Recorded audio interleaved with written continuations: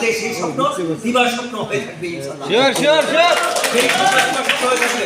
আপনারা সকলে ঐক্যবদ্ধভাবে আমাদের দলের নেতাকর্মী সহ আপনারা যারা আছেন আমাদের ফুলবাড়িয়া উপজেলার জনগণ সকলে এক এবং ঐক্যবদ্ধভাবে এই অপশক্তির বিরুদ্ধে আমরা সবসময় সোচ্চার আছি এবং ভবিষ্যতে সেই আসেন।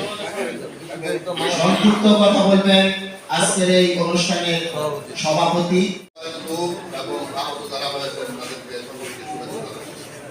ভাবে নির্যাতিত হয়েছে তাদেরকে যেন আমরা আমাদের মাননীয় নেতা জনাব শরীফ সরকার সাহেব আমাদের ফুলবাড়িয়া বিশ্ববিদ্যালয় এই অনুষ্ঠানে যারা জুলাই আগস্টে শহীদ এবং বিভিন্ন